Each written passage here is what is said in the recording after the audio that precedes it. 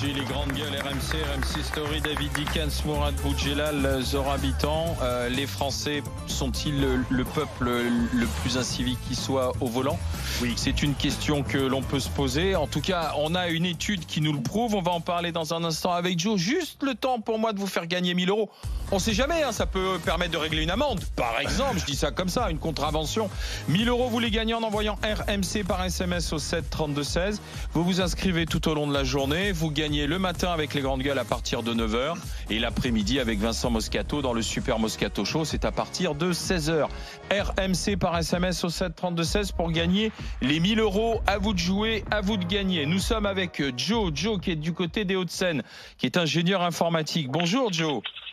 Bonjour les GG, quel honneur d'être avec vous. Oh ben, quel plaisir de vous recevoir, mon cher Joe. Dites-moi alors, qu'est-ce que vous pensez de cette étude? Faites-vous partie des conducteurs franciliens irritables, mon cher Joe? Disons que plutôt oui. Après, cette honnêteté vous honore. Allez-y, Joe. Comment vous l'expliquez alors?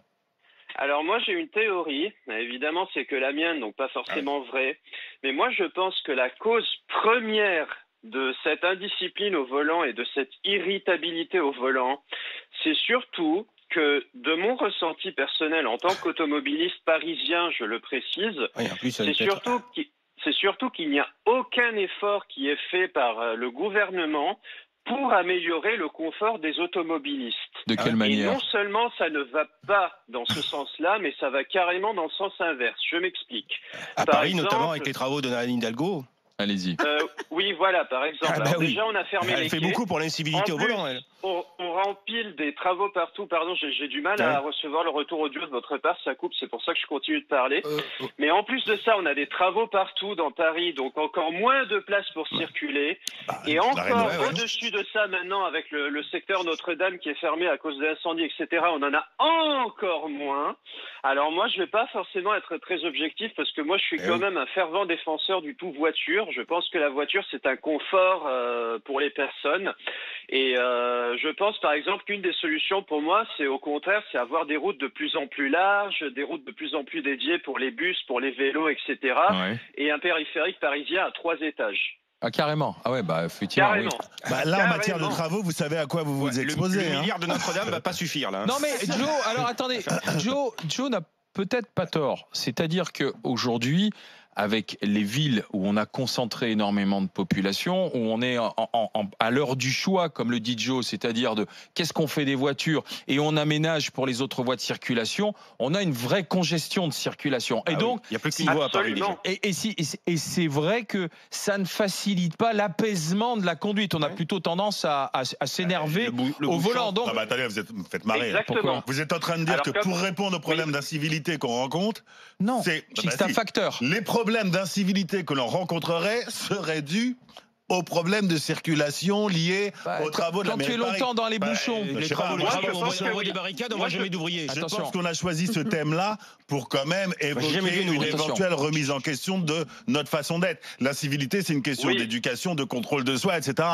Enfin, oui, c'est une application indirecte. C'est parce qu'il n'y a pas suffisamment de place pour rouler que les gens sont irrités. Parce qu'en fait, l'objectif de chacun, en tout cas les Parisiens, c'est de dégager ce merdier le plus vite possible. Et comme chacun veut le faire à sa façon, chacun veut rentrer chez lui le plus vite possible, forcément, on se marche dessus. Alors, comment expliquez-vous qu'on n'ait pas ces chiffres-là dans des villes qui sont plus petites où il est, a fortiori, plus difficile de circuler? Il y a moins de voitures. Vous connaissez par exemple Strasbourg. On parle de Strasbourg. Le centre de Strasbourg est fermé à la circulation. Il y a moins d'automobilistes. Je peux vous dire que les travaux pour le centre de Strasbourg avant qu'il ne soit accessible, c'était terrible. Oui, mais et les gens n'ont pas enregistré de record d'incivilité pour autant. David, c'est vrai qu'il y a un fait quand même qu'il faut rappeler, c'est que Paris, c'est la ville la plus concentrée, la capitale la plus concentrée d'Europe. C'est que dans les petits trucs, etc., on veut faire cohabiter en plus en plus de monde, puisque maintenant il y a les trottinettes, les vélos, les piétons avec leur téléphone, les scooters, les livreurs, et on veut faire cohabiter tout ce beau monde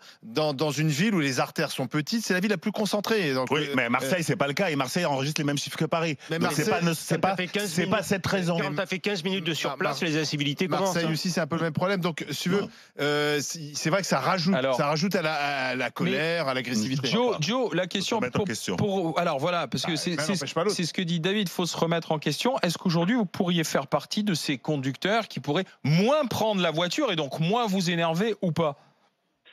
Moins prendre la voiture, non, parce que je pense, alors évidemment, moi d'habitude je prends les transports en commun, sauf en cette période-là où je suis un peu obligé de prendre la voiture, pour des raisons professionnelles, mais évidemment, moi, quand je peux, je prends les transports en commun, mais ça ramène après à un autre sujet, c'est que les transports en commun, moi je trouve à Paris, sont tellement inconfortables, les pannes sont tellement fréquentes, ils sont tellement sous-dimensionnés par rapport à la population. Les pannes, ça s'appelle des grèves. Oui, d'accord, on est d'accord. mais voilà, après, moi je pense que la voiture, en tout cas, moi personnellement, je la défends comme un argument de confort. Et c'est pour ça que moi, après, à titre personnel, j'ai du mal à lâcher ma voiture. Mais pour revenir un peu à ce que vous disiez tout à l'heure, c'est vrai que pour moi, un des problèmes, c'est que tous les types de rouleurs, entre guillemets, ils doivent rouler au même endroit. Vous avez les bus accordéons. Quand c'est pas eux qui vous emmerdent, c'est les vélos. Quand c'est pas eux, c'est les trottinettes. Quand c'est pas eux, c'est les scooters. Quand c'est pas eux, c'est les motos. Tout ce beau monde doit rouler au même endroit à Paris, en tout cas. Et du coup, ça rajoute de l'énervement. Et ça fait que parce que tout le monde autour de vous est énervé, même quand vous êtes quelqu'un de nature zen, vous avez tendance à être entraîné par cet énervement et ça vous remonte à la tête tout de suite. Moi, vous allez pouvoir faire l'expérience. Le boulevard de Sébastopol désormais a une piste dédiée aux trottinettes et aux vélos. Vous avez un passage pour les bus et vous aurez la voie centrale pour les voitures. Et je peux vous assurer que ça changera pas le niveau d'incivilité sur le boulevard Sébastopol. Joe, merci d'avoir été avec nous. Il y a une voie pour 90% des gens qui vont fréquenter les voitures. Oui. Merci d'avoir été avec nous. Merci de cet exemple. Bonne journée, Joe. À très bientôt. Alors, les réactions sur Internet, sur rmc.fr. J'ai Mélanie qui s'interroge et qui dit: moi, je suis plutôt comme Zora, me dit-elle. Je fais partie de ces gens qui considèrent que la voiture, c'est vraiment le moyen le plus simple pour aller d'un point A à un point B. Si on ne peut pas faire autrement, m'écrit Mélanie. Après, c'est une question d'éducation. Elle dit: mais enfin, c'est quand même extraordinaire. Pourquoi rajouter de la tension à la tension avec les insultes? Je confine ça plutôt à la bêtise. Voilà ce qu'elle m'écrit, Mélanie. Mal élevé, en fait. Dans ce pays, on est mal élevé sur plein de sujets. On parle d'incivilité en voiture, mais les incivilités, elles sont permanentes pour énormément de choses. On n'est pas un pays de gens éduqués. Donc la question qu'il faut se poser, c'est que c'est pas une fatalité. Dans l'éducation qu'on donne à nos enfants, dans l'éducation que nos enfants reçoivent un peu partout, dans cette chaîne d'éducation qui va des parents jusqu'au scolaire et au périscolaire et j'en passe, il faut pas rester dans cette fatalité. Nous sommes comme ça. Alors c'est non, moi je dis pas à mes enfants, mais tu sais, on est français, hein, donc la canette par la fenêtre, ça fait partie de notre identité. C'est comme ça. Non mais je dis pas à mes enfants, tu veux aller à la boulangerie, il y a pas de place pour se garer, tu te mets en double fil, hein, puis tu vas à la boulangerie. On n'apprend pas ça à nos enfants. Moi, j'ai pas non plus envie qu'on ressemble aux Japonais. Nos enfants sont derrière dans la voiture et qu'on dit: connard! C'est pas mieux. C'est pas mieux. C'est notre identité, Zora. C'est pas mieux. On n'est pas japonais, c'est notre identité.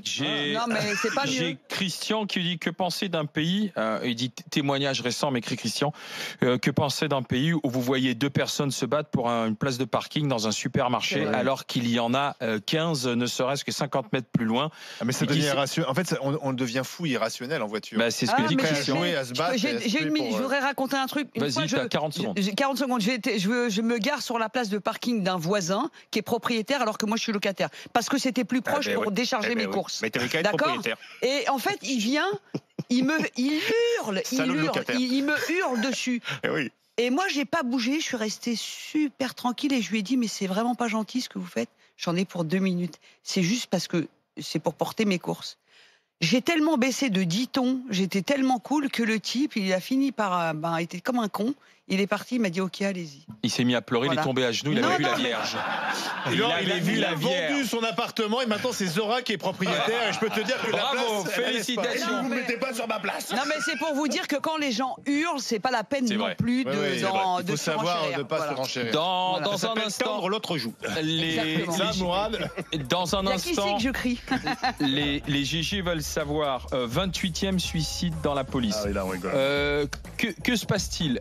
Pourquoi est-ce que le malaise ou le mal-être des policiers n'a pas été pris en compte. Pourtant, on a eu des mouvements, souvenez-vous, de colère au moment de Bernard Cazeneuve qui ont continué.